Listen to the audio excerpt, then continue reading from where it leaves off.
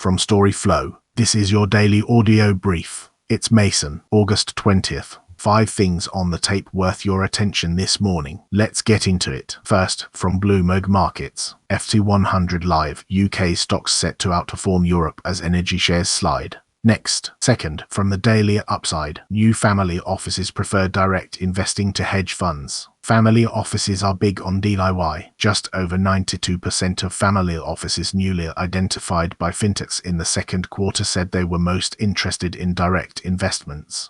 By comparison, just 10% said they were focused on hedge funds, versus nearly 40% of the broader FINTRX database mapping private wealth. The numbers suggest that newly established or identified family offices are showing a particularly strong appetite for investing directly in companies and other assets, rather than relying primarily on external fund managers. Up next, third, from ruleoflawguy. FHFA published recently the results of the 2026 Dodd-Frank ACT stress tests results severely adverse scenario for the GSEs. The GSEs passed the tests with flying colors, and FHFA finally stopped presenting the results on the GSE antagonist alternative basis, the Deferred Tax Allowance C, SDTA case, which was used by the Obama administration to support its preference that the GSEs go into receivership. GSEs passed Dodd-Frank severely adverse stress test with flying colors, again, and FHFA finally de-Obamafies itself by omitting the DTA valuation allowance case.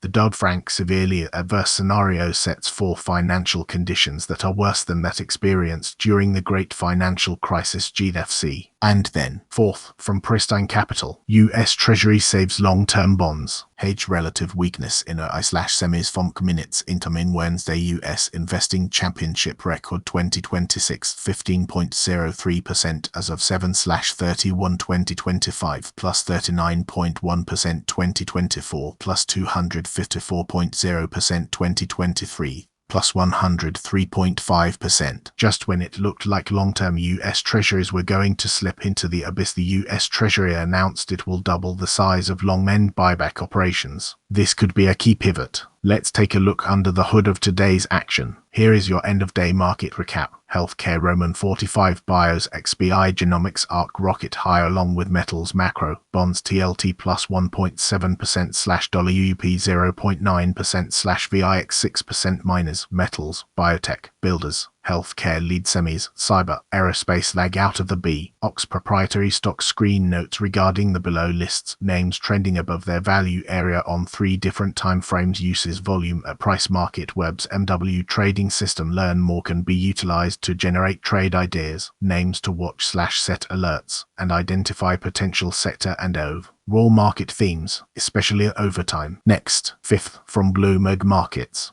Japan student loan bond priced at record high coupon. Up next, sixth, from TTG Trading. TTG EDOD market review positions, themes and global trend portfolio. And then, seventh, from The Market Chronicle. Treasury buybacks put bond market liquidity front and center. Rates fell sharply on the day after the Treasury said it would double the size of its bond purchases to $4 billion from $2 billion for 10, 20, and 30-year Treasuries. The bond purchases send a pretty clear signal that things in the offer-run market were very illiquid and that we were likely seeing bid-ask spreads widen. Offer-run treasuries are anything that is not the most current issue, and they tend to have lower liquidity and trading volume to start with. It could be due to the absence of buyers for those issues. It is hard for me to say. Next, eighth, from Stockquakes. Stockquakes iStock Analyzer 5000 stocks daily. Asterisk paid equals stock symbol viewable with paid subscription. Stockquakes top 10 average index charts. Stockquakes identify noteworthy changes in the market. Stockquakes sizes can be small, medium, large, and huge.